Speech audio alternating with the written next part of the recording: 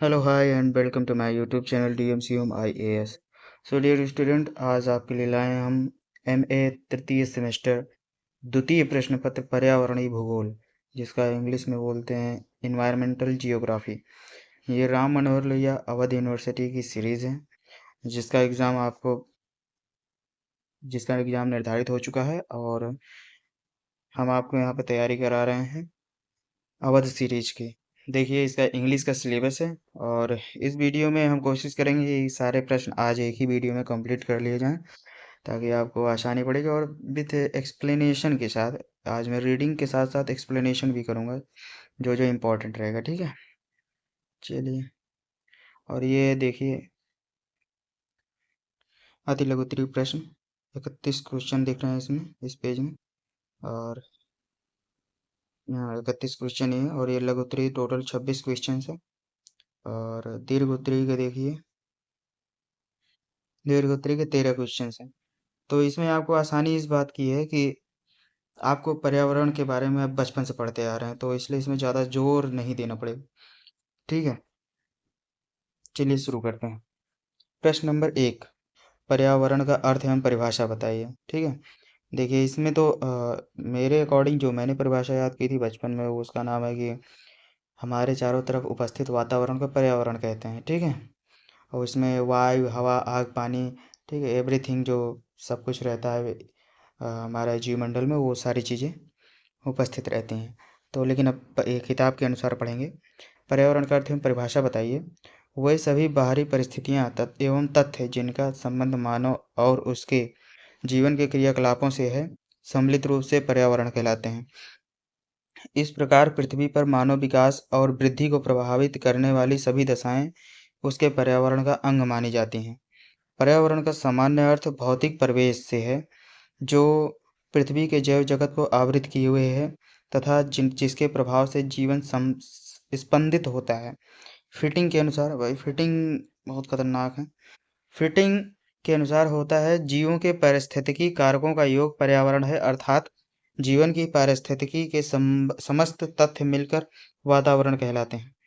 डासले के अनुसार प्रभावकारी दशाओं का वह संपूर्ण योग जिसमें जीव रहते हैं वातावरण कहलाता है। और प्रश्न नंबर दूसरा है, तो उसका मतलब वही था जो मैंने परिभाषा बताया था, वही है। ठीक है, तो इन दोनों के लेखक के नाम आपको याद रहने चाहिए, इससे आपको लघु उत्तरीय और दीर्घ उत्तरीय में भी फायदा मिल जाएगा। ठीक है, और प्रश्न नंबर 2 जो है, ग्लोबल वार्मिंग क्या है। ग्लोबल वार्मिंग मतलब जो प्रदूषण है, जैसे फ्रिज से निकलने वाला क्लोरोफ्लोरोकार्बन है और बहुत सारे यहाँ पे कार्बन मोनोऑक्साइड। ठीक है, जो ओजोन गैस का पिघलना, क्षरण होना। ठीक है, जिससे पृथ्वी का तापमान बढ़ता है, इसे ग्लोबल वार्मिंग वार्मिंग है। लेकिन अब बुक के अनुसार क्या बोलेंगे। ग्लोबल वार्मिंग शब्द का सर्वप्रथम प्रयोग ब्रिटिश पर्यावरणविद वॉलेस व्रोएकर ने 1970 के दशक में किया था। ग्लोबल वार्मिंग से तात्पर्य वैश्विक औसत तापमान में वृद्धि से है। पिछले कुछ दशकों से पृथ्वी और इसके वायुमंडल का तापमान लगातार बढ़ रहा है। पृथ्वी और इस तापमान वृद्धि का मुख्य कारण पर्यावरण प्रदूषण के लिए उत्तरदायी ग्रीन हाउस गैसें तथा पर्यावरण प्रदूषण है। ग्रीन हाउस गैसें जैसे carbon dioxide, chlorofluorocarbon, methane, nitrous oxide तथा ओजोन हैं। ये गैसें पृथ्वी के पार्थिव विकिरण बोलते हैं, पार्थिव नहीं, पार्थिव विकिरण के रूप में उत्सर्जित ऊष्मा को अनंत वायुमंडल में जाने से रोके रखती हैं। ठीक है, जिसके कारण वायुमंडल में औसत तापमान में वृद्धि हो जाती है। ज्ञातव्य है कि ग्लोबल वार्मिंग के लिए जिम्मेदार सर्वप्रमुख गैस CO2 कार्बन डाइऑक्साइड है। ठीक है, तो CO2 सबसे ज़्यादा महत्वपूर्ण गैस है, इसमें सबसे ज़्यादा नुकसानदायक यही है। अब आते हैं प्रश्न नंबर 3, ओजोन क्षरण क्या है। इसी का प्रभाव है ओजोन क्षरण। हाँ, तो ओजोन क्षरण क्या है। ओजोन क्षरण या अवक्षय का वर्णन 1970 के दशक में आया। पृथ्वी के समताप मंडल में ओजोन की कुल मात्रा में प्रति दशक लगभग 4% की कमी आ रही है, जिस कारण पृथ्वी के ध्रुवीय क्षेत्रों के ऊपर समताप मंडल में ओजोन छिद्र की घटना सामने आ रही है। इसका मूल कारण ब्रोमीन परमाणु, क्लोरीन, क्लोरोफ्लोरोकार्बन व फ्रेयान है। ओजोन क्षरण से सूर्य से आने वाली हानिकारक पराबैंगनी किरणें जीवों व वनस्पतियों को हानि पहुंचाती हैं। ओजोन लेयर ही इस हानिकारक किरण को पृथ्वी पर आने से रोकती है। इस कारण ओजोन परत का संरक्षण आवश्यक है। पारिस्थितिकी का अर्थ, ठीक है, तो ओजोन का क्षरण इसीलिए आवश्यक है क्योंकि पृथ्वी का तापमान बढ़ता जा रहा है, तो ग्लेशियर पिघल रहे हैं, जिसके कारण हीमोग्लोबिन, जिस प्रभाव को क्या बोलते हैं कि ग्लोबल वार्मिंग, ठीक है, हीमोग्लोबिन नहीं, ग्लोबल वार्मिंग बढ़ रही है। ठीक है। इसके बाद फिर आते हैं प्रश्न नंबर 4। पारिस्थितिकी का अर्थ एवं परिभाषा, इकोलॉजी। ठीक है। इकोलॉजी ये भी पर्यावरण का ही एक पर्यायवाची ही है, लेकिन फिर भी इसे थोड़ा सा डिफरेंस बोलते हैं।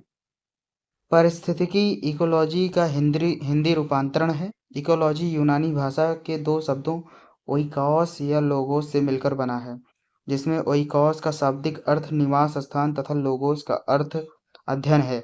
इस प्रकार शब्द की व्युत्पत्ति के आधार पर पारिस्थितिकी को स्पष्ट किया जा सकता है कि जीवों का उन्हीं के निवास स्थान के परिप्रेक्ष्य में अध्ययन करना पारिस्थितिकी है।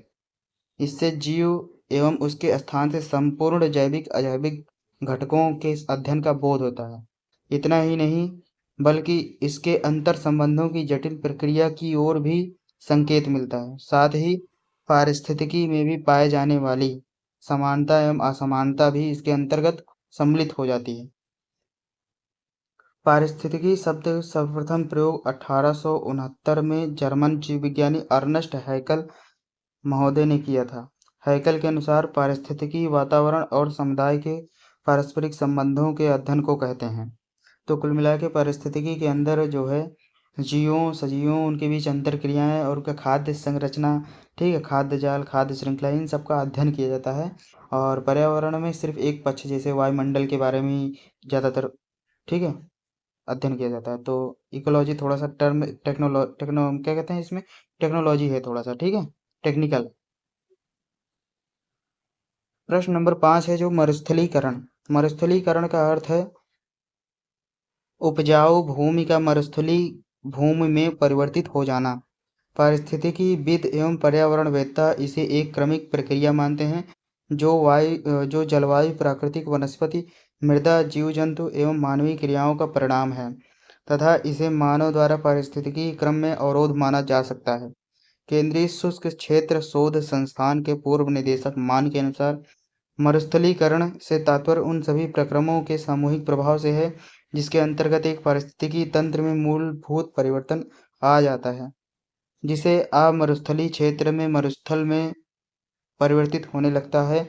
यह जलवायु एवं जैविक तत्वों की क्रिया प्रतिक्रिया का परिणाम होता है। यह प्रक्रिया मरुस्थलीय दशाओं को सघन एवं जटिल बनाती जाती हैं। फलस्वरूप सीमावर्ती क्षेत्रों में मरुस्थल विस्तार होता जाता है। मरुस्थलीकरण के ये होता है क्योंकि वृष्टि छाया प्रदेश के बारे में अगर आपने भूगोल अच्छे से पढ़ा होगा तो उस कारण भी होता है कि वहाँ पे वर्षा जो है बिल्कुल बहुत कम होती है, ठीक है, तो वहाँ पर जो है भूमि जो है मरुस्थल में बदलती जाती है, ठीक है। हाँ, तो बस यही बात है। वहाँ पे जीना एकदम बेकार हो जाता है, जीव जंतु बहुत मुश्किल से पनपते हैं। इसके बाद फिर है भौतिक पर्यावरण। भौतिक पर्यावरण से अभिप्राय भौतिक कारकों से है जिसमें पर्यावरण के वायुमंडलीय तत्व, सौर ऊर्जा, प्रकाश, तापमान आदि स्थलजात तत्व जैसे धरातलीय स्वरूप, मृदा, शैल, खनिज आदि जलीय तत्व, जलराशियां, सागरीय जल, धरातलीय जल, भूमिगत जल आदि तथा स्थित स्थितिजात तत्व सम्मिलित किए जाते हैं। इन कारकों को तीन भागों प्राकृतिक वातावरण के तत्व, प्राकृतिक वातावरण की प्रक्रियाएं तथा प्राकृतिक वातावरण की शक्तियों में विभाजित किया जाता है। ये समस्त कारक समेकित रूप से भौतिक पर्यावरण का निर्माण करते हैं। भौतिक पर्यावरण का मतलब क्या, जितने भी हमारी पृथ्वी पर जितने भी सारे चीज़ें हैं जिन्हें हम छू सकते हैं, ठीक है, और जिनके बारे में हम अध्ययन करते हैं वैज्ञानिक तार्किक विधि से, ठीक है, जितने भी पदार्थ हैं, वायु है, पानी है, अग्नि है, ठीक है, मिट्टी है, इन सब का अध्ययन जो है इन ये जो हमारी तरफ चारों तरफ उपस्थित रहते हैं इनको भौतिक पर्यावरण कहते हैं, ठीक है। चलिए अब आगे चलते हैं प्रश्न नंबर 7 पे। पर्यावरण प्रबंधन नियोजन। पर्यावरण प्रबंधन पर्यावरण संकट से निकलने का एक मार्ग है जिसमें नियोजन, विश्लेषण, मूल्यांकन द्वारा सीमित संसाधनों के विवेक सम्मत उपयोग तथा मानव की वर्तमान प्राथमिकताओं में परिवर्तन आदि पक्ष सम्मिलित है। जिससे कि पर्यावरण घटकों की उपयोगिता बनी रहे। पर्यावरण संकट से संबंधित विभिन्न समस्याएं प्राकृतिक पर्यावरण के अविवेकपूर्ण दोहन से ही उत्पन्न हुई है। पर्यावरण प्रबंधन से तात्पर्य पर्यावरण के उचित उपयोग, ये लाइन इंपॉर्टेंट है। पर्यावरण प्रबंधन से तात्पर्य पर्यावरण के उचित उपयोग तथा संरक्षण के उपायों से है, ताकि यह जीव जगत के अधिकाधिक हित में हो तथा न्यूनतम प्रदूषण उत्पन्न करे, जिससे पारिस्थितिकी तंत्र का संतुलन बना रहे। बस इतना इंपॉर्टेंट है, समझ गए होंगे। ठीक है। प्रश्न नंबर 8 क्या है?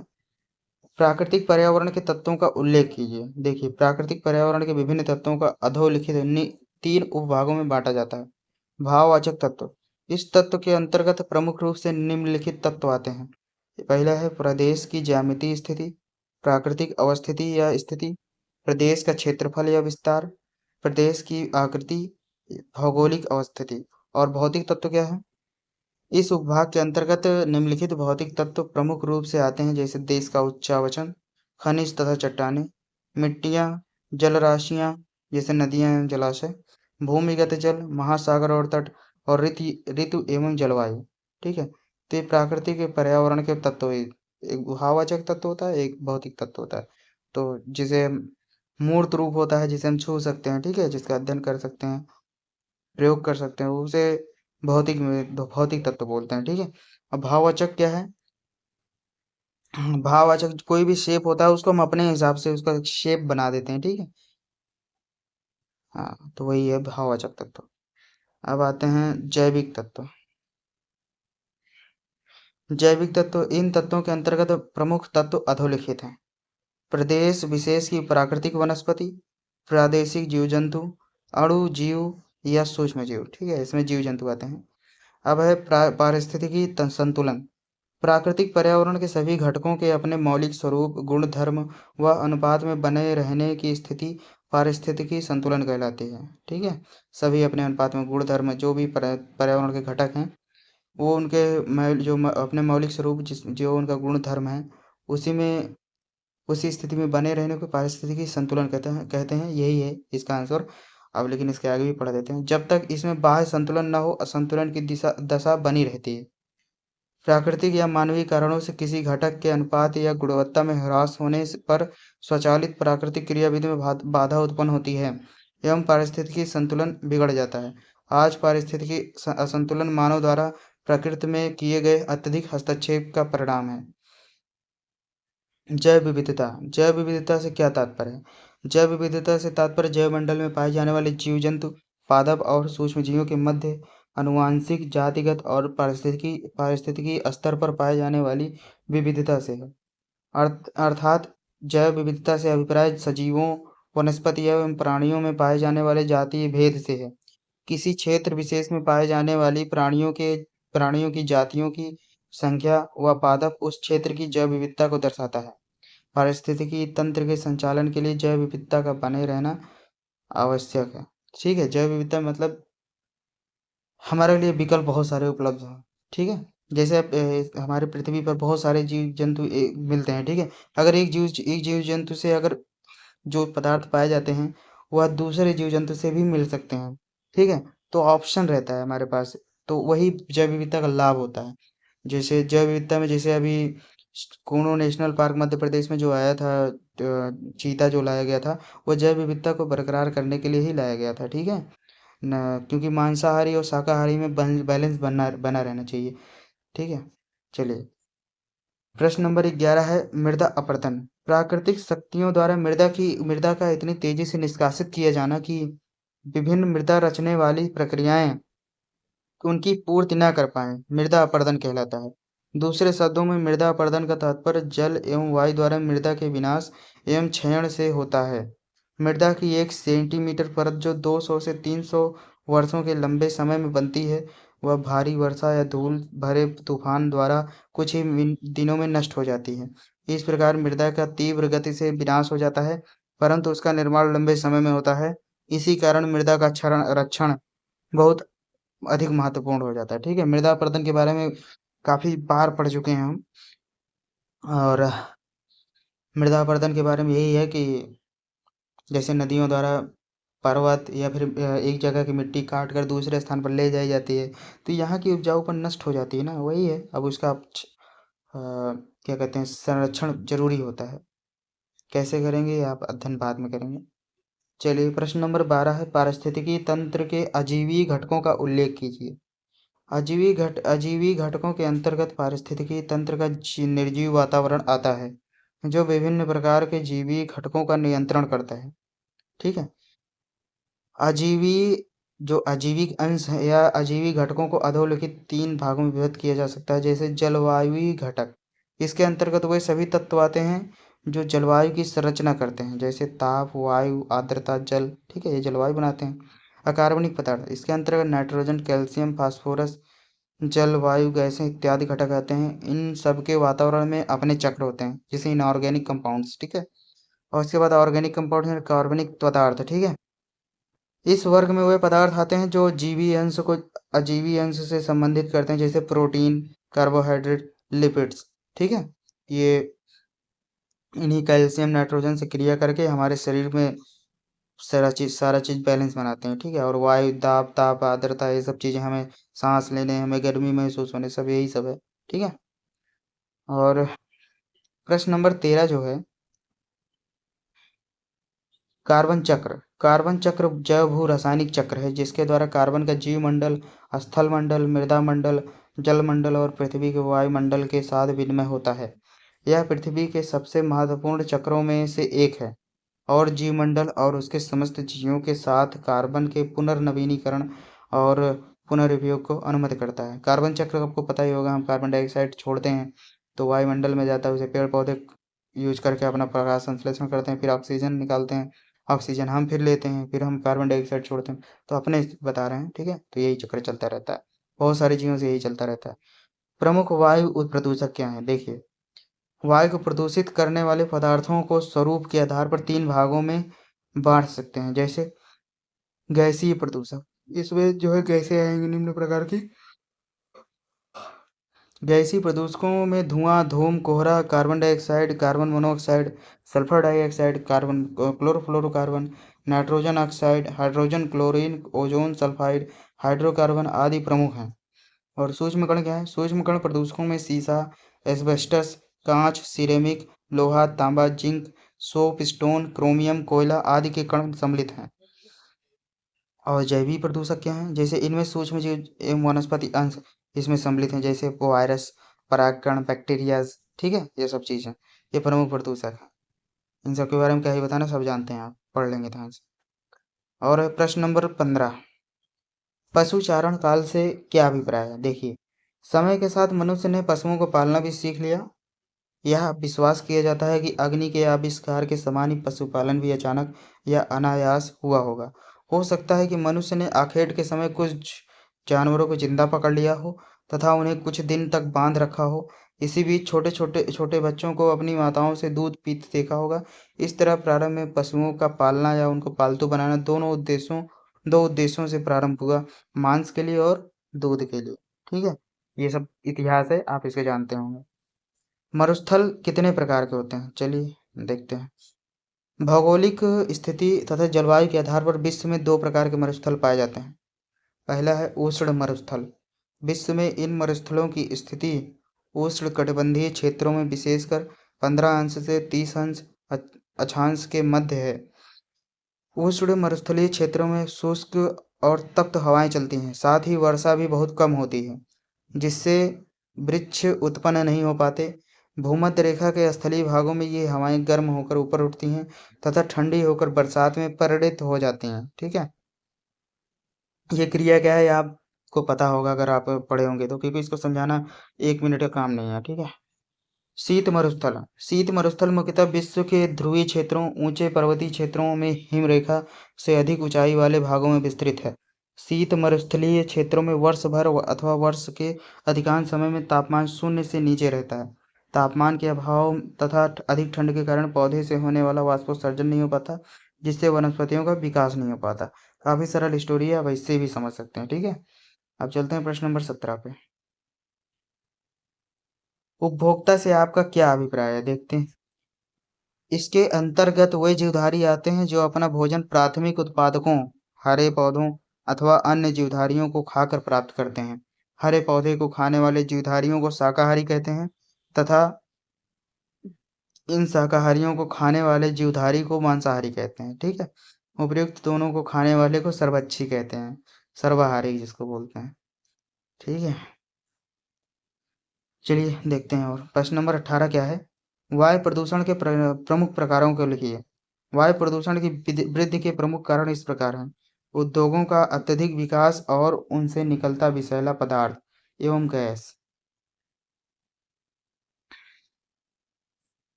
ठीक है। और वाहनों के प्रयोग में अत्यधिक वृद्धि और उनसे निस्सृत धुआं। फिर है रासायनिक पदार्थों के प्रयोग में वृद्धि और उनका वायुमंडल में मिश्रित होना। फिर है पेट्रो रासायनिकों के प्रयोग में वृद्धि। फिर है नगरों में जनसंख्या का अत्यधिक जमाव। सबसे बड़ा अगर कुछ भी कारण है तो वो है सबसे ज्यादा जनसंख्या। ठीक है। वनों का निरंतर विनाश होना। ठीक है। जंगल काटे जा रहे हैं। अवशिष्ट पदार्थों की मात्रा में अत्यधिक वृद्धि, बहुत सारा कूड़ा करकट इकट्ठे हो रहे हैं। परमाणु अस्त्रों का परीक्षण, ये तो जान ही रहे हैं आप, बहुत चल रहा है परमाणु युद्ध। ठीक है। जल प्रदूषण से आप क्या समझते हैं? देखिए, जल के प्राकृतिक स्वरूप में बाह्य तत्वों के मिश्रित हो जाने के फलस्वरूप जब विकृति आ जाती है तो यह जीव जगत के लिए हानिकारक हो जाता है। इसी को सामान्यतः प्रदूषित जल कहते हैं। सामान्य रूप से जल प्रदूषण से तात्पर्य है प्राकृतिक जल में अवांछित पदार्थों का सम्मिलित होना। ठीक है। ये लाइन इंपॉर्टेंट है, जिससे जल की गुणवत्ता में अवनति आती है, मतलब कमी आती है।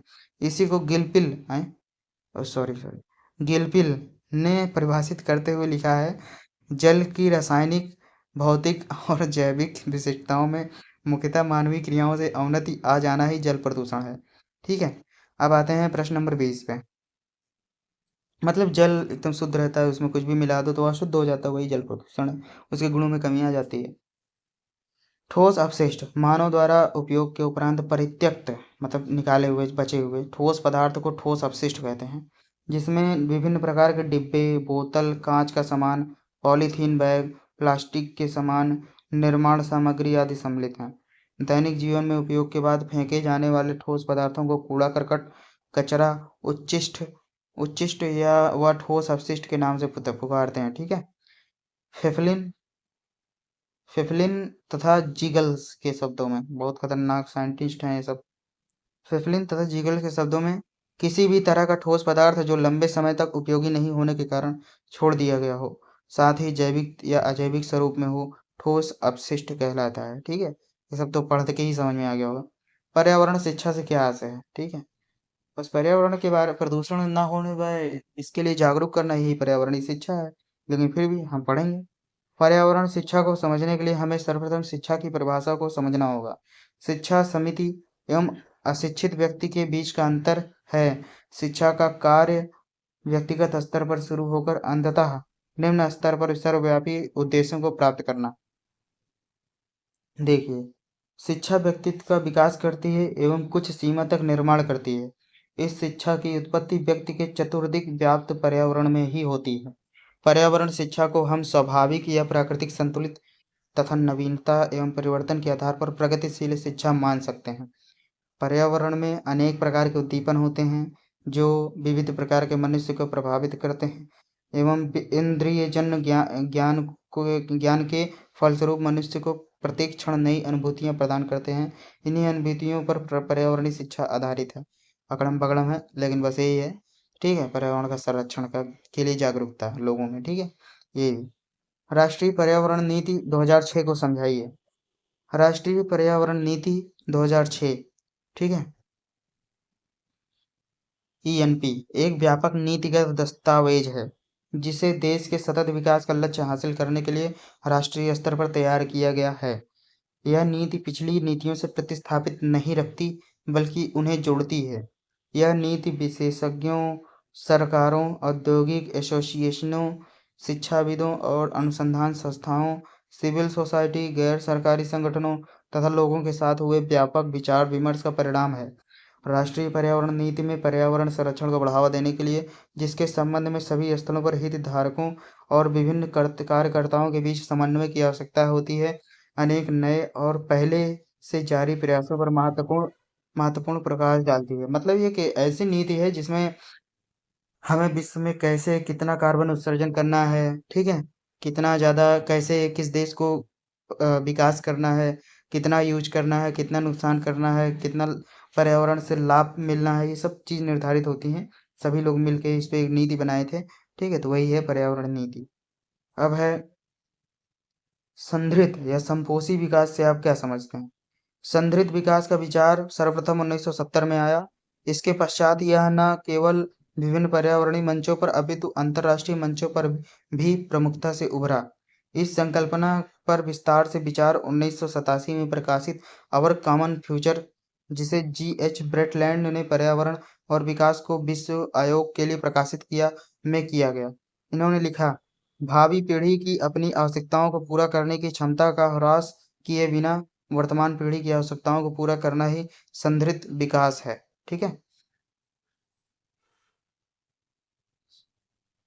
भावी पीढ़ी की अपनी आवश्यकताओं को पूरा करने की क्षमता का ह्रास किए बिना बिना वर्तमान पीढ़ी की आवश्यकताओं को पूरा करना ही संदृढ़ विकास है। ठीक है? इसको पढ़ लेंगे, समझ में आ जाएगा। टिहरी बांध परियोजना का क्या महत्व है? टिहरी बांध परियोजना भारत की सबसे बड़ी बहुउद्देशीय परियोजनाओं में से एक है। इस परियोजना का मुख्य उद्देश्य बिजली उत्पादन करना एवं अतिरिक्त सिंचाई सुविधा प्रदान करना।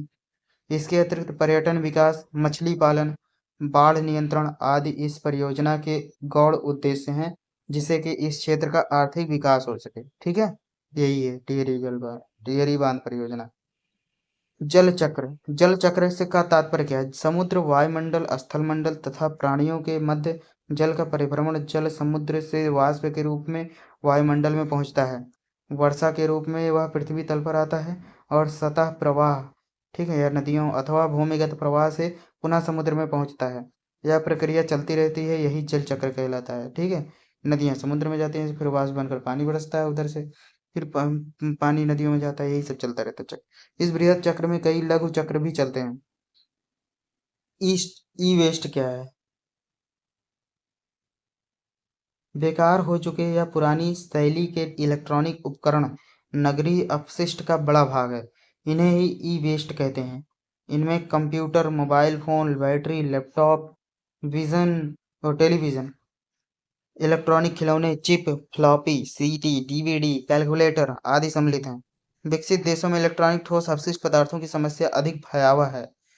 इनसे मानव स्वास्थ्य को गंभीर खतरा है। ठीक है? इलेक्ट्रॉनिक ई वेस्ट किसे कहते हैं? इलेक्ट्रॉनिक वेस्ट बोलते हैं इसे। ठीक है? फिर है एची लक्ष्य। एची टारगेट क्या है? नगोया सम्मेलन में जैव विविधता के संरक्षण हेतु जो 10 वर्षीय रणनीति बनाई गई, वह एची लक्ष्यों के नाम से जानी गई। इन्हें एची लक्ष्य नाम देने के पीछे का कारण यह था कि एची जापान का प्रेफ्रेक्चर प्रांत है, जिसकी राजधानी नगोया है। एची लक्ष्यों के रूप में मुख्य रूप से 20 लक्ष्यों को सम्मिलित किया गया तथा रणनीति की दृष्टि से इन्हें 5 भागों में बांटा गया। रणनीतिक स्तर पर इन लक्ष्यों को जिन 5 शीर्षकों के अंतर्गत लाया गया हुए हैं: जैव विविधता के क्षय का कारण, ठीक है, जैव विविधता पर दबाव में कमी, सभी स्तरों पर जैव विविधता की संरक्षा, जैव विविधता से प्राप्त लाभों को बढ़ाना, जैव विविधता के क्षेत्र में क्षमता निर्माण की प्राप्ति। ठीक है? तो इन सब कारण थे, इन्हीं के कारण एची लक्ष्य निर्धारित किया गया था। ठीक है? अब बाघ परियोजना क्या है? बाघ एक स्व-पारिस्थितिकी तंत्र का सूचक है होता है। पारिस्थितिकी संतुलन के लिए बाघों की पर्याप्त संख्या में उपस्थिति आवश्यक है। विलुप्त होते बाघों को बचाने के लिए केंद्र सरकार ने देश में 1973 में बाघ परियोजना प्रारंभ की। बाघ परियोजना के अंतर्गत बाघों के संरक्षण के लिए प्रारंभ में 9 बाघ रिजर्व क्षेत्र बनाए गए: बांदीपुर, कार्बेट, कान्हा, मानस, मेलघाट, पालामऊ, रणथंभौर, सिमलीपाल तथा सुंदरबन। इनका कुल क्षेत्र 16,339 वर्ग किलोमीटर था तथा इनमें 268 बाघ थे। इनमें 2,750 वर्ग किलोमीटर में विस्तृत सिमलीपाल रिजर्व सबसे बड़ा था। ठीक है? फिर है खाद्य जाल। भोजन ऊर्जा ग्रहण करने के लिए निरंतर भक्षण प्रक्रिया दोहराने से जीवधारियों में ऊर्जा के आदान प्रदान की जो श्रृंखला बनती है, उसे भोजन चक्र कहते हैं। दूसरे शब्दों में भोजन चक्र जीवधारियों के उस समूह में संपन्न होने वाली प्रक्रिया है जिसके अंतर्गत विभिन्न जीवधारी भोज एवं भोजक के रूप में एक दूसरे से संबंधित रहते हैं तथा इस प्रक्रिया में खाद्य ऊर्जा भोजन से भोजक को स्थानांतरित होती रहती है। ठीक है? तो ये चीज़ है कि खाद्य जाल होता है इसे बोलते हैं। जैसे मेढक ने टिड्डी को मेढक ने मेढक को सांप ने, सांप को मोर ने, या सांप को और कोई जानवर ने खाया। अब तो मानव भी खाने लगे हैं। ठीक है? तो एक प्रकार से एक चक्र चलता रहता है, एक जाल नुमा संरचना बन जाती है। ठीक है? परिपक्षी श्रृंखला किसे कहते हैं? देखिए, भोजन चक्र तीन प्रकार का हो सकता है। परिपक्षीय श्रृंखला, इस प्रकार के भोजन चक्र में पौधों से श्रृंखला प्रारंभ होकर छोटे जीव जंतुओं से क्रमशः बड़े जीव जंतुओं की ओर जाती है। परजीवी श्रृंखला, यह श्रृंखला पौधों से प्रारंभ होकर बड़े जीवों से छोटे जीवों की ओर जाती है। ठीक है? मृतोपजीवी श्रृंखला क्या है? भोजन की यह श्रृंखला मृत जीवों से सूक्ष्म जीवों की ओर चलती है। ठीक है? तो ये चक्र था इसका। अब है जैव भार पिरामिड। किसी पारिस्थितिकी तंत्र में विभिन्न पोषण स्तरों में उपस्थित जीवों के भार के आधार पर बनाया गया है। पिरामिड जैव भार पिरामिड कहलाता है। इसमें भी उत्पादकों से उपभोक्ताओं की ओर जैव भार घटता जाएगा। जलीय पारिस्थितिकी तंत्र में जैव पिरामिड उल्टा बनता है। ठीक है? ये याद रहना चाहिए।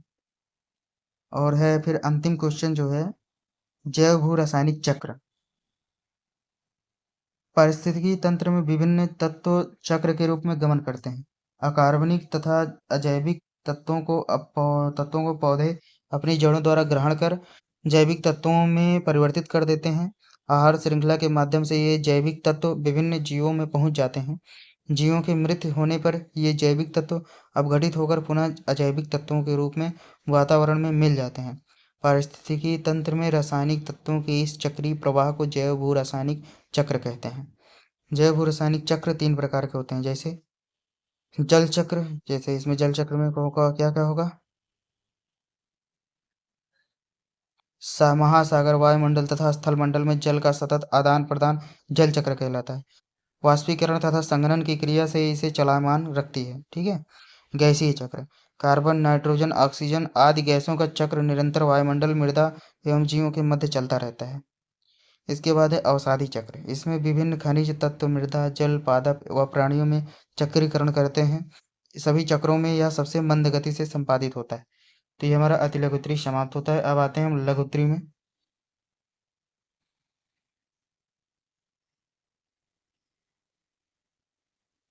देखिए, पर्यावरणीय अध्ययन के उपागमों को बताइए। तो पर्यावरण उपागम का मतलब ये होता है अप्रोच। कौन सा आप जैसे कोई काम करते हैं तो कौन सी विधि से करेंगे, तो वही है अप्रोच। ठीक है? जैसे कोई काम करते हैं, जैसे आप टाइम टेबल बनाते हैं, फिर कहते हैं पेन से पढ़ेंगे, कोई कहता है किताब से पढ़ेंगे, कोई कहता है यूट्यूब से पढ़ेंगे। तो एक अप्रोच है सबका। ठीक है? चलिए पढ़ाई पढ़ते हैं इसमें। मानव पर्यावरण संबंधों के अध्ययन अध्ययन हेतु निम्न उपागमों का उल्लेख महत्वपूर्ण है। पर्यावरणीय निश्चयवादी उपागम। देखिए, यह उपागम प्रकृति की प्रधानता से जुड़ा उपागम है। यह उपागम मानव तथा उसके क्रियाकलापों पर पर्यावरण के संपूर्ण नियंत्रण पर बल देता है। उद्देश्य मूलक उपागम, मानव पर्यावरण संबंधों के अध्ययन का उद्देश्य मूलक उपागम इस धार्मिक विचारधारा तथा अटूट विश्वास पर आधारित है कि मनुष्य प्रकृति तथा सभी अन्य जीवों से उत्कृष्ट तथा श्रेष्ठतम है। इस उद्देश्य मूलक संप्रदाय का अभ्युदय जूडो क्रिश्चियन धार्मिक परंपराओं के उद्देश्यों से हुआ है।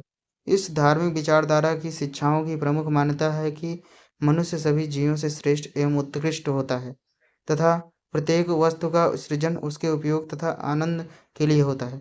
मानव पर्यावरण या प्रकृति संबंधों की इस विचारधारा ने मनुष्य के प्राकृतिक संसाधनों का विदोहन तथा प्रकृति को पराजित करके उसे काबू में रखने के लिए प्रोत्साहित किया।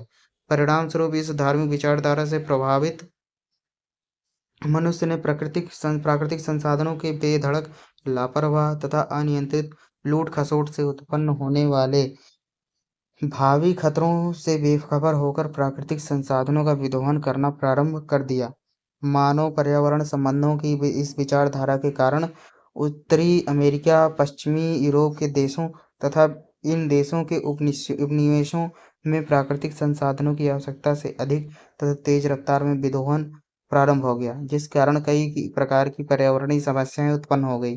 अधिकांश वैज्ञानिकों तथा पर्यावरणविदों ने इस धार्मिक परंपरा को वर्तमान समय में भयावह पर्यावरणीय समस्याओं एवं पारिस्थितिकी संकट के लिए जिम्मेदार माना। अब है संभववादी उपागम। मानव पर्यावरण संबंधों के संभववादी उपागम का उदय पर्यावरणीय निश्चयवाद की आलोचना तथा उद्देश्य मूलक उपागम की अतिवादी विचारधारा की भर्त्सना के फलस्वरूप हुआ। ज्ञातव्य है कि पर्यावरणीय निश्चयवाद के संप्रदाय की स्थापना के समय से ही लोगों ने इस विचारधारा के खिलाफ आवाज बुलंद करना प्रारंभ कर दिया था। इन लोगों की मान्यता रही कि निस्संदेह भौतिक पर्यावरण मनुष्य तथा उसके कार्यकलापों को प्रभावित करता है। अब है आर्थिक निश्चयवादी उपागम। यह आर्थिक निश्चयवादी उपागम इस मूलभूत विचारधारा पर आधारित है कि मनुष्य का पर्यावरण पर स्वामित्व होता है तथा आधुनिक प्रौद्योगिकी के प्रयोग द्वारा आर्थिक तथा औद्योगिक विस्तार जारी रहना चाहिए। आर्थिक विकास तथा औद्योगिक विस्तार के सतत चलते रहने वाली विचारधारा को वृद्धि संप्रदाय कहते हैं। इस संप्रदाय की मान्यता है कि चूंकि राजनीतिक, सामाजिक एवं आर्थिक स्थिरता के लिए आर्थिक विकास जरूरी है, अतः नियोजन प्रस्तावों के निर्माण तथा दीर्घकालिक नियोजन में पर्यावरण की गुणवत्ता को सामान्यतः कम प्राथमिकता दी जाती है, क्योंकि पर्यावरण में ह्रास सामान्यतः दीर्घकालिक होता तथा यह अर्थव्यवस्था में ह्रास की तुलना में कम महत्वपूर्ण होता है। वास्तव में आर्थिक निश्चयवाद दो भ्रामक मान्यताओं पर आधारित है। किसी निश्चित प्रदेश की जनसंख्या तथा उस प्रदेश में आर्थिक विकास एवं क्रियाशीलता के स्तर पर मध्य धनात्मक सहसंबंध होता है। जनता संसाधन तथा समाज में पारस्परिक क्रिया सार्वभौमिक आर्थिक सिद्धांतों द्वारा निर्धारित होती है। इस तरह आर्थिक निश्चयवाद इस बात में विश्वास करता है कि आर्थिक वृद्धि एवं औद्योगिक विस्तार के सतत चलते रहने से उत्पन्न पर्यावरणीय समस्याओं को सुलझाने में मनुष्य पूर्णतः सक्षम है। फिर है पारिस्थितिकी उपागम। मानव पर्यावरण संबंधों के अध्ययन का पारिस्थितिकी उपागम पारिस्थितिकी के आधारभूत सिद्धांतों पर आधारित है। पारिस्थितिकी भौतिक पर्यावरण एवं जीवधारियों के बीच तथा स्वयं विभिन्न जीवधारियों में पारस्परिक क्रियाओं तथा संबंधों का अध्ययन है। इस प्रकार इस उपागम के अंतर्गत मनुष्य प्रकृति का अभिन्न अंग माना जाता है। इस उपागम की मान्यता है कि मनुष्य का प्राकृतिक पर्यावरण के साथ संबंध परस्परावलंबन का होना चाहिए, न कि दमनात्मक। ठीक है। यह पारिस्थितिकी संप्रदाय मानव को सर्वाधिक बुद्धिमान तथा कुशल होने के नाते सभी जीवधारियों का नेता तथा पृथ्वी रूपी जहाज का परिचालक तथा प्रबंधक मानता है। यह उपागम पारिस्थितिकी सिद्धांतों तथा नियमों को ध्यान में रखकर प्राकृतिक संसाधनों के संयमित उपयोग, उपयुक्त पर्यावरण प्रबंधन एवं कार्यक्रमों तथा योजनाओं, कार्यनीतियों एवं रणनीतियों के उपयोग तथा कार्यान्वयन पर बल देता है, ताकि जहाँ तक संभव हो सके पहले से रिक्त प्राकृतिक संसाधनों की संपूर्ति की जा सके, अवनहित तथा प्रदूषित पर्यावरण को पुनः स्वस्थ किया जा सके तथा पारिस्थितिकी संतुलन को कायम रखा जा सके। ठीक है। मानव पर्यावरण संबंधों की विवेचना कीजिए। ये दूसरा प्रश्न है। ये फालतू क्वेश्चन है, फिर भी पढ़ना जरूरी है। 2 लाइन पढ़ूंगा, बाकी आप पढ़ लेना इसको।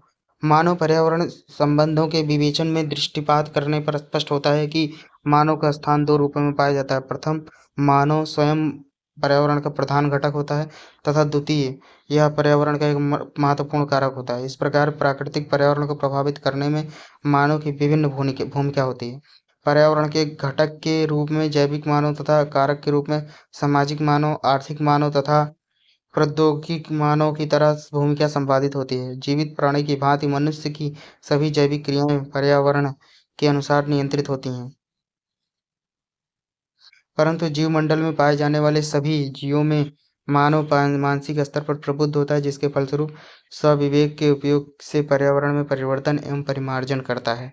मानव विकास के इतिहास में आदि मानव की आवश्यकताएं सीमित थीं, जिसकी आपूर्ति प्राकृतिक पर्यावरण से होती थी, तथा जाने या अनजाने मानव भी पर्यावरण संवर्धन में योगदान प्रदान करता रहा है, जैसे फलों को खाकर उनके बीजों को स्थान स्थान पर बिखेर कर। इस प्रकार मानव विकास के प्रारंभिक समय में मानव की भूमिका अन्य जीवों की भांति एक कारक की थी, परंतु धीरे धीरे मानव विकास में महत्वपूर्ण परिवर्तन आया। मानव जनसंख्या की वृद्धि होने लगी, मानव मस्तिष्क का विकास भी हुआ, जो धीरे धीरे आर्थिक स्वतंत्रता के लिए छटपटाने लगा। पर्यावरण पर आवश्यक अनावश्यक दबाव बढ़ने के फलस्वरूप मानव की भूमिका पर्यावरण के प्रति कारक के अतिरिक्त रूपांतरक, परिवर्तक तथा विध्वंसक के रूप में बदलती रही। इस प्रकार प्रारंभ में मानव पर्यावरण का एक अंग था, मित्र के रूप में था, अब उसके स्वामी के रूप में उभर कर आ गया है। अतएव मानव पर्यावरण संबंधों का विवेचन मानव संस्कृति के विकास के ऐतिहासिक परिप्रेक्ष्य में देखना आवश्यक है। ये लास्ट के 3 लाइन जो है इंपॉर्टेंट है, यही यही लिख देंगे इस आंसर में तो काम हो जाएगा, ठीक है। फिर है जैव विविधता के संरक्षण हेतु उपाय क्या किए गए हैं। चलिए देखते हैं। संयुक्त राज्य अमेरिका ने 1987 में प्रौद्योगिकी मूल्यांकन कार्यालय ने जैव विविधता को परिभाषित करते हुए कहा है कि जैव विविधता का तात्पर्य जीव जंतुओं में पाई जाने वाली विभिन्नता, विषमता और पारिस्थितिकी जटिलता से है। वास्तव में बायोडायवर्सिटी शब्द 1985 में रचा गया था। यह बायोलॉजिकल डाइवर्सिटी का संक्षिप्त रूप है। 1992 में रियो शिखर सम्मेलन के बाद यह शब्द अत्यधिक प्रचलित हुआ।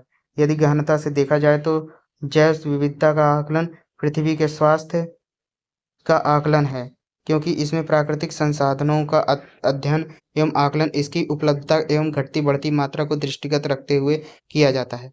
किसी भी क्षेत्र में जैव विविधता का आकलन वहाँ उपस्थित जीव जंतुओं की संख्या से हमें अवगत कराता है। वास्तव में जीव जंतुओं की विभिन्न प्रजातियां एवं इनकी अधिक मात्रा उस क्षेत्र में जैव विविधता की समृद्धता का द्योतक है। जैव विविधता संरक्षण की विधियां क्या हैं? देखिए, जैव विविधता 2 प्रकार से संरक्षित की जा सकती है। एक तरीका है यह है स्वस्थान संरक्षण और दूसरा स्वस्थानेतर संरक्षण, यानी अपने स्थान पर जहाँ पर कोई जंगल है वहीं पे संरक्षण दे दो जीव जंतुओं को, या फिर उनको एक दूसरे स्थान पर या चिड़ियाघर में डाल के, ठीक है, बोटानिकल गार्डन या जूलॉजिकल पार्क में, ठीक है। ऐसे 10 वर्ष पूर्व तक जैव विविधता संरक्षण जीन जाति एवं आवास के संरक्षण तक सीमित था, लेकिन अब संरक्षण में नए ढांचे का आविर्भाव हुआ है जो जैव विविधता के संरक्षण, अध्ययन और संपोषणीय उपयोग पर आधारित है।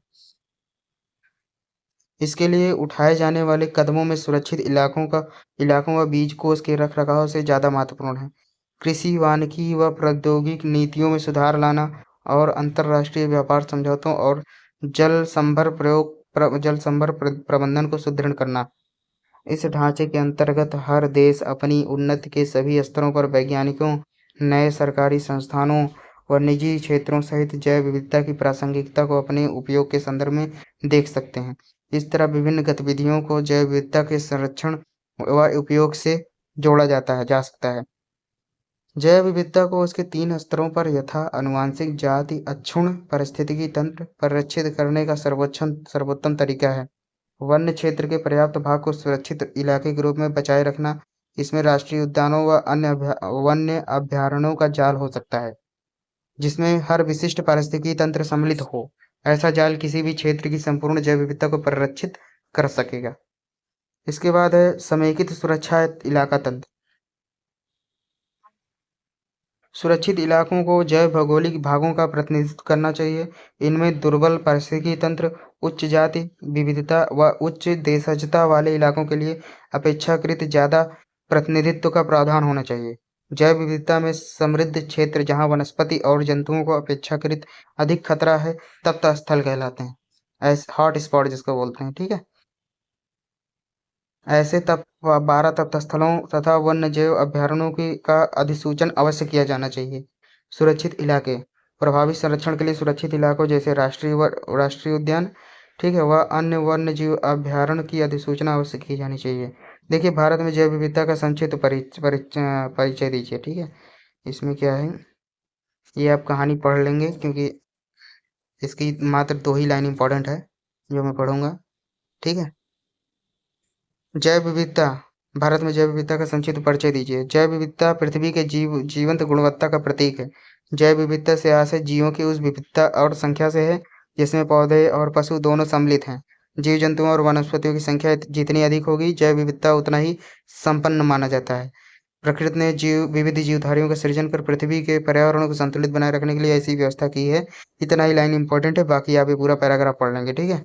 इसमें बहुत सारे जहाँ जीव जंतु हैं उन सबको पढ़ लेंगे। 5 सेकंड के बाद दूसरे पैराग्राफ पे आएंगे।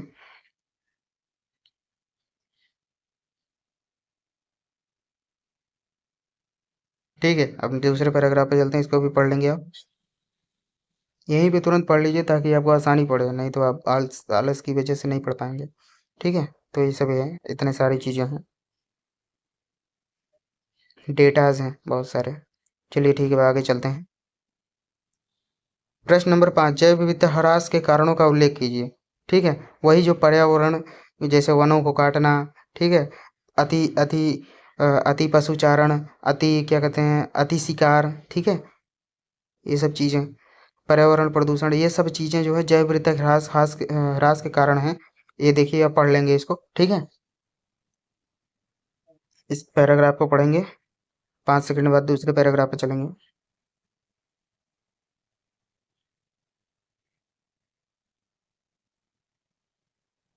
चलिए आगे चलते हैं। ये देखिए, ठीक है, ये पढ़ेंगे आप, और इसमें मैं कारण भी पढ़ दे रहा हूँ। बस यही कारण लिख देंगे तो आपका आंसर हो जाएगा। जैसे वनों का अंधाधुंध विनाश, ठीक है, वन्य जीवों का शिकार, स्थानांतरणशील कृषि पद्धति जिसके झूमिंग कृषि बोलते हैं, ठीक है, प्राकृतिक आवासों का नष्ट होना, जीनांतरित बीजों का विस्तार, ठीक है, अनियंत्रित पशुचारण, पर्यावरण प्रदूषण, जलवायु परिवर्तन और ग्लोबल वार्मिंग, नगरीकरण, औद्योगिकरण, रोग जीव जंतुओं और पेड़ पौधों में, आक्रमणकारी विदेशी प्रजातियां, इसके बाद फिर और भी हैं, प्रौद्योगिकी विकास, प्राकृतिक कारक, ज्वालामुखी, भूकंप, तूफान, अतिवृष्टि, अनावृष्टि, हिमावरण व हिमस्खलन, सब, ठीक है, ये सब सारी चीज़ें हैं। और नाइट्रोजन चक्र इम्पोर्टेंट है, इसे पढ़ना मैं ज़रूरी समझता हूँ, और मैं इसे पढ़ूंगा। कितना है, हाँ ठीक है। नाइट्रोजन चक्र पर टिप्पणी, जैसे कार्बन चक्र है वैसे नाइट्रोजन चक्र है, और भाई और सभी सारे क्या कहते हैं, पोषक तत्व हैं, उन सब का चक्र है, ठीक है। नाइट्रोजन भी कार्बन की तरह वायुमंडल में पर्याप्त मात्रा में सुलभ गैस है, परंतु इस रूप में यह सीधे पौधों व स्वपोषी प्राणियों के लिए उपलब्ध नहीं हो पाता। इसको कुछ मिट्टी में मिलाने वाले सूक्ष्म जीव तथा फलीदार पौधों की जड़ों में विकसित होने वाले सूक्ष्म जीव स्थिर करके ग्रहण कर पाते हैं। ये बैक्टीरिया या शैवाल नाइट्रोजन गैस को मिट्टी में स्थिर करके इसे अमोनियम लवण में परिणत करते हैं, फिर इसे नाइट्रेट में बदलते हैं। पौधों की जड़ें इन्हें मृदा के घोल के रूप में अवशोषित करती हैं। तत्पश्चात एमिनो अम्ल तथा पादप प्रोटीन की रचना होती है, जिससे पौधों का विकास होता है। नाइट्रोजन गैस का नाइट्रेट में रूपांतरण कुछ अंश तक बादलों में चमकने वाली बिजली तथा फोटो रासायनिक स्थिरीकरण द्वारा भी होता है। दूसरी ओर कुछ नाइट्रेट बैक्टीरिया है जिसे वायुमंडल में भी वापस भी करते हैं, ठीक है। उधर पौधों द्वारा पादप प्रोटीन के रूप में ग्रहण किया गया नाइट्रोजन भोजन श्रृंखला के माध्यम से जंतुओं में पहुंचता है। इन दोनों से निकले पदार्थ के ऊपर बैक्टीरिया सक्रिय हो जाते हैं, जिनकी मृत्यु के उपरांत अमीनो अम्ल तथा अमोनिया का निर्माण होता है। उनके मल मूत्र के रूप में बाहर निकला पदार्थ भी अमोनिया के रूप में पुनः नाइट्रोजन चक्र में प्रवेश करता है। इस चक्र में आग्नेय चट्टानों से ज्वालामुखी द्वारा निःसृत नाइट्रोजन भी शामिल हो जाता है, जिसे नाइट्रेट बैक्टीरिया नाइट्रेट में परिवर्तित करके पौधों के लिए सुलभ कराते हैं, अथवा नाइट्रेटीकरण करने वाले बैक्टीरिया नाइट्रोजन के रूप में वातावरण में छोड़ते हैं। अब देखिए, नाइट्रोजन चक्र के इन जटिल मार्गों का सबसे महत्वपूर्ण भाग हुआ है जिसे नाइट्रोजन का वायुमंडल से मिट्टी तथा मिट्टी से वायुमंडल में आदान प्रदान होता है। पारिस्थितिकी तंत्र की कार्यकुशलता इसी पर पारिस्थितिकी तंत्र की कार्यकुशलता निर्भर करती है, ठीक है। अब देखें, आगे पढ़ लेते हैं इसमें। नाइट्रोजन के मिट्टी में स्थिरीकरण में मिट्टी में रहने वाले सूक्ष्म जीवों बैक्टीरिया जैसे फलीदार पौधों की जड़ों में संकेंद्रित बैक्टीरिया का विशेष योगदान रहता है। प्रायः ऐसे बैक्टीरिया की विशेष फलीदार पौधों से संबद्ध होते हैं, जैसे अरहर की जड़ों में बैक्टीरिया पनपते हैं, वही चने व अथवा सनई की जड़ों में नहीं विकसित होते। इनके अतिरिक्त 3 स्पीशीज के बैक्टीरिया विभिन्न प्रकार के वातावरण में पौधों से स्वतंत्र रहते हुए नाइट्रोजन का स्थिरीकरण करते हैं। इनमें प्रथम एजोबैक्टीरिया ऐसी मिट्टी में रहते हैं जिसमें हवा का संचार होता रहता है, और ये फालतू की चीज़ें आप इसे पढ़ लीजिए, कोई मतलब नहीं है, ठीक है। 5 सेकंड बाद आगे चलते हैं। इसका इम्पोर्टेंट नहीं है, जो एक पैराग्राफ ऊपर पढ़ा था वही इम्पोर्टेंट है, ठीक है।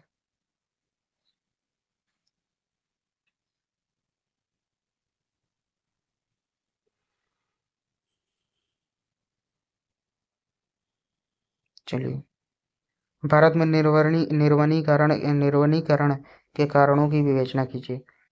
वन विनाश मानव की विकास यात्रा का परिणाम है। वैसे यदाकदा प्राकृतिक कारण या वनार्गमन सॉरी वनार्गन वनार्गन भी इन्हें नष्ट करती है, यानी वनाग्नि।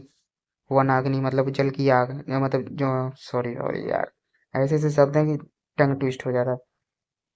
वनाग्नि मतलब जंगल की आग, ठीक है। किंतु यह उतनी हानिकारक नहीं है जितना कि मानव द्वारा विनाश। वन वन विनाश के मुख्य कारण निम्नलिखित हैं, जैसे वन भूमि का कृषि भूमि में परिवर्तित होना, ठीक है। बहुत सारे मानव बहुत जगह की जंगलों को काट कर कृषि कार्य में मतलब खेत बना रहे हैं, तो वो सब जिससे जंगल नष्ट हो जा रहे हैं, बस इतना ही कारण पढ़ना है, ठीक है। वन भूमि का कृषि भूमि में परिवर्तन है, ठीक है। बाकी पढ़ना तो पढ़ लेंगे, वीडियो को पॉज करके आगे चलते हैं। दूसरा कारण क्या है? स्थानांतरित कृषि या झूमिंग कृषि। इसमें क्या होता है, जो आदिवासी लोग होते हैं वो एक जगह जंगल काटते हैं, वहाँ पर उसे जला देते हैं, कुछ दिन जब उसका उपजाऊपन हो जाता है उसके बाद उसमें खेती करते हैं, जब उसका उपजाऊपन नष्ट हो जाता है तो दूसरी जगह चल देते हैं, दूसरी जगह ऐसे ही सेम प्रक्रिया अपनाते हैं, तो इससे जंगल नष्ट होते हैं। फिर है वनों का चारागाहों में परिवर्तन। अब देखिए बहुत सारे जंगल है जहाँ बहुत सारे पशु छोड़ दिए जाते हैं मानववादी से, तो वो सब जंगल को, छोटे छोटे पौधों या फिर पेड़ पौधों को नष्ट कर देते हैं, उर्वरा शक्ति वहाँ पर नष्ट हो जाती है, ठीक है। इसके बाद अतिचारण। अतिचारण भी वही चीज़ है, मतलब बहुत सारे पशुओं को छोड़ देते हैं, ठीक है, पूरा जंगल जंगल साफ हो जाता है। तो ये सारी चीज़ें हैं, और ये सब के बारे में आप पढ़ लेंगे वीडियो को पॉज करके, ठीक है। ये पूरा कारण पढ़ लेंगे, पूरा अतिचारण का भी पढ़ लेंगे, ठीक है।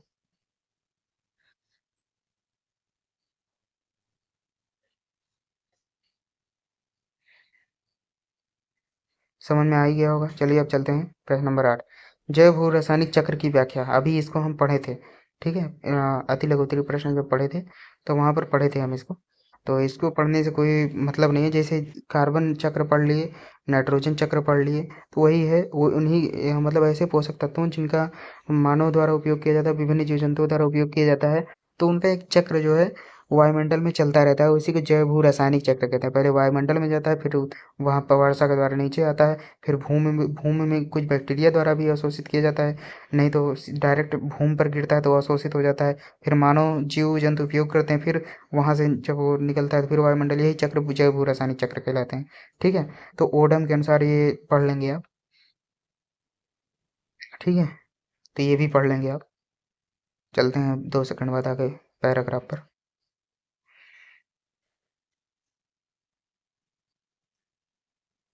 चलिए ये भी पढ़ लेंगे आप।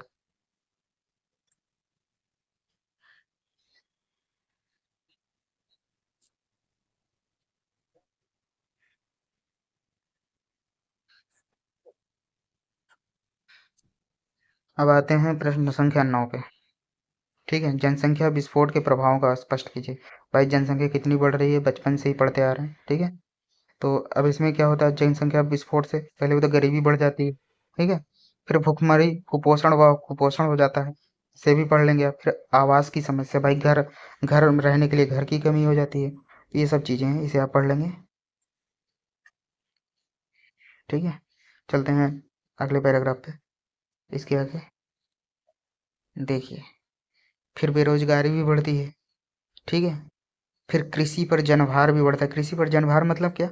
मतलब जैसे खेती करने पर ना, कि जैसे खेती करने के लिए एक आदमी की आवश्यकता है, तो अब उसमें 10 लोग खेती काम कर रहे हैं, लेकिन उत्पादन उतना ही हो रहा है, उतनी ही उपज हो रही है, तो जनभार बढ़ रहा है ना, वही चीज़ है। अब आर्थिक अर्थशास्त्र में इसे प्रछन्न बेरोजगारी भी बोलते हैं, ठीक है। तो बेरोजगारी और कृषि पर जनभार भी बढ़ रहा है। इसके आगे अब चलते हैं। जन सुविधाओं पर दबाव। अब इतने सारे लोग हो जाएंगे, किसको किसको कौन सी सुविधा प्रदान कराएंगे आप, ठीक है। तो सुविधाओं पर सुविधा देने में दबाव आता है, और पर्यावरण विनाश तो होता ही है सबसे ज़्यादा, ठीक है। जनसंख्या ज़्यादा है, ज़्यादा पानी फेंक रहे हैं, ज़्यादा गैस निकाल रहे हैं, ठीक है, इधर उधर फैक्ट्रियों से, तो पर्यावरण खूब ज़्यादा प्रदूषित हो रहा है, ये सब चीज़ें। चलिए ठीक है, अब आगे चलते हैं। अब प्रश्न नंबर 10 है, मरुस्थलीकरण के दुष्परिणामों की विवेचना कीजिए। अच्छा चलिए ठीक है, इसके बारे में बता देते हैं। इसमें क्या है, कोई हेडिंग तो है नहीं, चलिए ठीक है। एक पैराग्राफ इसमें पढ़ना पड़ेगा, बाकी सब हो जाएगा। मरुस्थलीकरण के दुष्परिणाम, जैसे रेत हो जाता है, उसका दुष्परिणाम क्या होता है? दुष्परिणाम क्या होता है, जैसे वहाँ पे जीव जंतु की उत्पत्ति कम, बहुत कम हो जाती है, ठीक है। और पढ़ लेते हैं इसका। जलाभाव के कारण कृषि योग्य भूमि का शुष्क भूमि में परिवर्तित हो जाना, ठीक है। जैसे जिस भूमि पर खेती की जा सकती थी वो रेत में परिवर्तित हो गई, ठीक है, शुष्क भूमि में हो गई। जिसमें बालू की प्रधानता हो, मरुस्थलीकरण कहलाता है, ठीक है। विश्व के लगभग एक तिहाई क्षेत्रों पर मरुस्थल का विस्तार है, जहाँ जलाभाव के कारण जैव जीवन एकदम नगण्य है, ठीक है। रेतीले मरुस्थल का विकास तीव्र हवा द्वारा बालू को उड़ाए जाते रहने से होता है। थार का मरुस्थल का विस्तार इसी प्रकार से होता जा रहा है। भूमि क्षरण से ढालू भूमि नंगी होकर चट्टान मरुस्थल बन जाती है। हिमालय क्षेत्र और दक्षिण के पठारी भाग में इसी प्रकार के मरुस्थल विकसित होते जा रहे हैं। पथरीला मरुस्थल हवा उड़ाव के से विकसित हो जा रहा है होता है, जहाँ महीन कणों की मिट्टी उड़ जाती है और बजरी चट्टानें बची रहती हैं। राजस्थान के अनेक भागों में ऐसी क्रिया प्रगतिशील है। अच्छी भूमि के मरुस्थल में बदलने की समस्या बढ़ती जा रही है, क्योंकि कम वर्षा, वनस्पति आवरण की कमी तथा संरक्षण के उपायों के अभाव में मरुस्थलीकरण एक दैवी विविधता का रूप लेता जा रहा है। तो मरुस्थलीकरण के कारण यही है, कृषि नहीं कर सकते आप उस पे, जंगल का विकास नहीं हो सकता, जीव जंतु उस पे पनपेंगे नहीं, ठीक है। तो वहां पर उस भूमि का एक प्रकार से मतलब बिना उपयोग की हुई जमीन होती है, ठीक है। तो मानव जीवन के, अब जैसे मान लीजिए आप खेत हैं, किसी खेत में खेती कर रहे हैं और वो मरुस्थल रेत में बदल गया, तो आप नुकसान हो गया, कितना सारा चीज प्रभावित हो गया, उत्पादन प्रभावित हुआ, कृषि प्रभावित हुई, आपका भोजन प्रभावित हुआ, ठीक है, आपका जीवन यापन प्रभावित हुआ, यही सब दुष्परिणाम है, ठीक है। अब इसको पढ़ लेंगे, ये पैराग्राफ भी पढ़ लेंगे।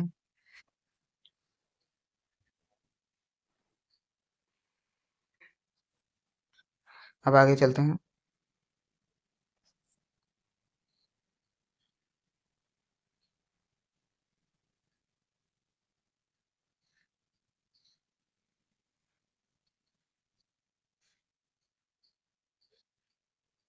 इस पैराग्राफ को भी पढ़ लेंगे आप।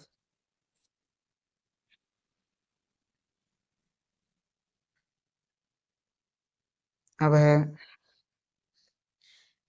मृदा प्रदूषण के कारण एवं परिणामों का वर्णन कीजिए। देखिए डोकिया सेव के अनुसार पढ़ ले रहे हैं, देखिए पहले इसको पढ़ लेते हैं। मृदा प्रदूषण क्या है? जैसे मृदा में अनावश्यक अपशिष्ट पदार्थों को उसी में डाल देना, ठीक है।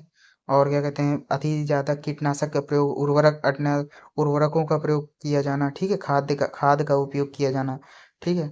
बहुत सारी चीजें, अनावश्यक चीजें, इलेक्ट्रॉनिक वेस्ट को मृदा में डाल देना, ये सब मृदा के प्रदूषण का कारण है। और इसका परिणाम क्या है कि हमारे शरीर में भी वो सब चीजें पदार्थों के रूप में घूमती रहती हैं, तो हमें बहुत सारी बीमारियां होती हैं, जैसे कैंसर वैंसर, ठीक है। ये मृदा प्रदूषण के कारण और परिणाम ही है। इसको बढ़ा चढ़ा के लिख देंगे आप। डोकिया सेव के अनुसार मृदा मात्र शैलों, पर्यावरण, जैवों और समस्या की समय की आपसी क्रियाओं से उत्पन्न होती है। ये परिभाषा डोकिया सेव के अनुसार पढ़े रहेंगे, इसी को लिख देंगे और आगे चलते हैं। ये देखिए यही सब चीजें ना, उर्वरकों का भारी प्रयोग, 1 2 3 करके जो है, और औद्योगिक बहिष्राव, और क्या कहते हैं, ठोस अपशिष्ट में वृद्धि, सुनियोजित निस्तारण का अभाव, ठीक है। ई वेस्ट, इलेक्ट्रॉनिक वेस्ट, वर्तमान समय में करोड़ों फर्स्ट जनरेशन मोबाइल फोन के निस्तारण की समस्या विश्व भर मंडरा रही है, ठीक। जो पहले नोकिया फोन था ना, वो उसी का निस्तारण ही नहीं हो पा रहा है, समस्या बहुत है। तो यही सब चीजें हैं। फिर है मृदा प्रदूषण के दुष्परिणाम क्या है? मृदा अपरदन में वृद्धि हो जाती है, उत्पादन में कमी हो जाती है, वही सब चीज, मरुस्थलीकरण में वृद्धि हो जाती है, कृषि भूमि में निरंतर कमी हो जाती है, मानव एवं जनसंख्या के बीच बढ़ते कृषि भूमि अनुपात के कारण भयंकर खाद्यान्न की कमी भी की संभावना है, ठीक है। अब देखिए ई वेस्ट प्रबंधन पर संक्षिप्त लेख लिखिए, ये हम पढ़ेंगे, ये इंपॉर्टेंट है। कितना है, थोड़ा सा ही है, देखिए। जब हम इलेक्ट्रॉनिक उपकरणों को लंबे समय तक प्रयोग करने के पश्चात उसके बदलने या खराब होने पर दूसरा नया उपकरण प्रयोग में लाते हैं, तो इस निष्प्रयोजन खराब उपकरण को ई वेस्ट कहा जाता है। जैसे computer, mobile phone, printer, photocopy machine, inverter, mouse, UPS, LCD TV, radio, transistor, digital camera, keyboard व ट्यूबलाइट आदि ई वेस्ट के स्रोत हैं। ई वेस्ट को अवैज्ञानिक तरीके से निस्तारित किए जाने, खुले में जलाने से उत्पन्न वायु प्रदूषण से जीवों पर कुप्रभाव पड़ता है। हमें ई वेस्ट का सुरक्षित उपचार एवं निस्तारण करना चाहिए।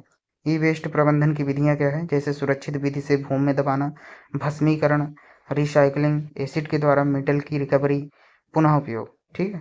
अब इसके बाद है समतल जमीन में गड्ढे का निर्माण कर उसमें ई वेस्ट को डालकर मिट्टी से दबा दिया जाता है, परंतु ई वेस्ट के सुरक्षित निस्तारण हेतु गड्ढों को प्लास्टिक की मोटी चादर से लाइनिंग करके सतह को सुरक्षित रखते हुए दबाया जाना चाहिए।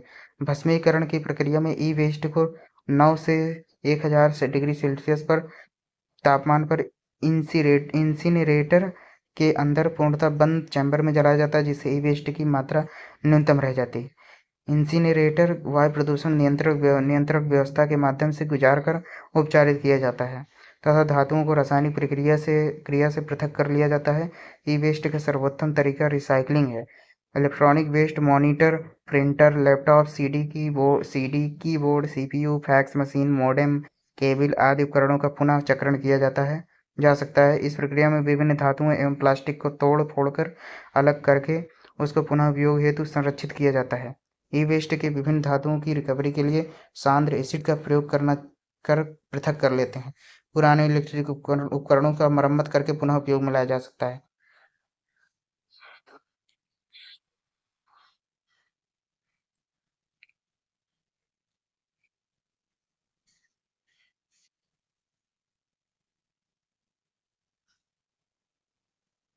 ठीक है, तो अब आते हैं संधारित विकास यानी संपोषी विकास। ठीक है, संपोषी विकास यानी संधारित विकास की अवधारणा को स्पष्ट कीजिए। देखिए, संधारित विकास का विचार सर्वप्रथम 1970 में आया। इसके पश्चात यह न केवल विभिन्न पर्यावरणीय मंचों पर अपितु अंतर्राष्ट्रीय मंचों पर भी प्रमुखता से उभरा। संधारित विकास की अवधारणा के साथ ही संसाधन संरक्षण का विचार जुड़ा है। संसाधनों का अत्यधिक शोषण ही पर्यावरणीय समस्याओं का कारण बनता है। इसके अतिरिक्त वर्तमान में यदि संसाधनों का विशेषकर समाप्त हो जाने वाले संसाधनों का अत्यधिक शोषण होगा तो भविष्य में वे उपलब्ध ही नहीं रहेंगे और विकास अवरुद्ध हो जाएगा। पर्यावरण संसाधन प्रबंधन के संबंध में अनेक नीतियाँ एवं संकल्पनाएं विकसित की गई हैं, जिनमें दिल्ली की शून्य वृद्धि नीति नेसे का organic agriculture for self sustaining societies नेगार्ड द्वारा प्रतिपादित पर्यावरणीय अर्थशास्त्र तथा सर्वविदित संकल्पना पारिस्थितिकी मित्र तकनीक एवं उत्पाद प्रमुख हैं। इन सभी अवधारणाओं में पर्यावरण को संरक्षित कर विकास करना ही वर्णित किया गया है। संयुक्त राष्ट्र संघ विश्व में सतत विकास के प्रति सचेष्ट है। विभिन्न कार्यक्रमों के माध्यम से, जिनमें UNEP United nation environmental protection प्रमुख हैं, के द्वारा विश्व के देशों को पर्यावरण संरक्षण के लिए प्रेरित कर रहा है, जो इस दिशा में जोहान्सबर्ग यानी दक्षिण अफ्रीका में सतत विकास पर पृथ्वी सम्मेलन 2002 आयोजित किया गया, जिसमें विश्व की पर्यावरणीय समस्याओं पर विचार के साथ विश्व को धारणीय अथवा सतत विकास हेतु प्रेरित करना था। इसमें विकसित एवं विकासशील देशों के मध्य समन्वय पर भी विचार किया गया। इस प्रकार के अनेक मंचों पर सतत विकास की संकल्पना को महत्व दिया गया। आज विश्व के सभी देश सतत विकास की संकल्पना को स्वीकार करते हैं। ठीक है, सस्टेनेबल ग्रोथ डेवलपमेंट। ठीक है, यद्यपि कुछ गतिरोध हैं जिन्हें विचार विमर्श से सुलझा लिया जाएगा, क्योंकि विकास की यही धारणा विश्व में मानव जीवन को सुरक्षित रख सकती है। अब है हरित गृह प्रभाव। शुरू में ही पढ़ा था हमने ग्लोबल वार्मिंग, उसी को हरित गृह प्रभाव यानी ग्रीन हाउस इफेक्ट बोलते हैं। ठीक है, इसका तो हम वैसे ही बताएंगे, इसका पढ़ना नहीं है, सुन लीजिए बस। जैसे ही होता है कि कार्बन डाइऑक्साइड, गाड़ियों से निकला धुआं, ठीक है, और क्या कहते हैं उद्योगों जैसे फैक्ट्रियों से, चिमनियों से निकलने वाला धुआं, ठीक है, ये सब चीज़ें, और क्या कहते हैं हमारा जो कूड़ा कचरा ऐसे ही जला देते हैं तो उसमें बहुत सारा कार्बन डाइऑक्साइड निकलता है, जो ऊपर जाकर एक लेयर बना लेती है, जिससे सूर्य के प्रकाश की किरणें ऊपर से तो नीचे आती हैं, लेकिन नीचे से उसका ताप जो है ऊपर उत्सर्जित नहीं हो पाता। मतलब फिर पृथ्वी के ऊपर मतलब जो ऊष्मा है इकट्ठा होती रहती है, इससे पृथ्वी का तापमान बढ़ता रहता है। जिस प्रकार एक कांच में अगर सूर्य की रोशनी आ जाती है तो उसमें जो ऊष्मा उत्पन्न होती है वो कांच से बाहर नहीं जाती है। ठीक है, तो वहाँ के जैसे ठंडे इलाके में उन्हीं से उसी कांच के घर में जो पेड़ पौधे उगाए जाते हैं, तो वही उसी का तापमान जो बढ़ता रहता है, तो वही है ग्रीन हाउस इफेक्ट। ठीक है, इससे जो है ग्लेशियर पिघल जाएंगे, समुद्रों का जल स्तर बढ़ जाएगा, और बहुत सारे जो निम्न स्तर पर हैं जो जमीन धरा भारत के कहीं भी विश्व में, वो सब डूब जाएंगे। जैसे मुंबई मुंबई डूब ही जाएगा बहुत दिन बाद, काफ़ी दिन बाद, समय बाद तो डूब ही जाएगा। तो वही सब चीज़ें ग्रीन हाउस के गृह प्रभाव, यही है हरित गृह प्रभाव। ठीक है, बस इतना ही पढ़ना था। चलिए देख लीजिए, अगर पढ़ना है तो पढ़ लीजिए वीडियो को पॉज करके, और आगे भी चलते हैं। ये भी पढ़ लेंगे आप। 3 सेकंड में बाहर चलते हैं, मतलब इसके आगे चलेंगे। चलिए आगे चलते हैं। ये देखिए, ये सब चीज़ें वही हैं, फालतू की चीज़ें नहीं पढ़नी है उतना, लेकिन पढ़ना है तो पढ़ लीजिए। ठीक है, अब आगे चलते हैं। 5 सेकंड में वीडियो को पॉज करके पढ़ना है तो पढ़ लीजिए, और आगे चलते हैं।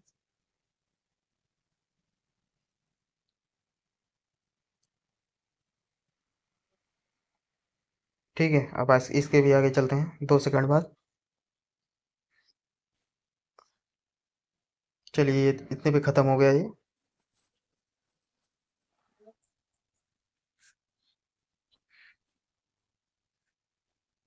चलिए अब नेक्स्ट वीडियो में आएंगे, क्योंकि इसमें नेक्स्ट वीडियो क्या, एक ही वीडियो में हो जाएगा, सारा चीज़ कंक्लूड कर देंगे हम। ठीक है। प्रश्न नंबर 15 है, पर्यावरण प्रबंधन के विकास हेतु पर्यावरण विभाग द्वारा किए गए कार्यों का वर्णन कीजिए। ठीक है, चलिए पढ़ते हैं इसे।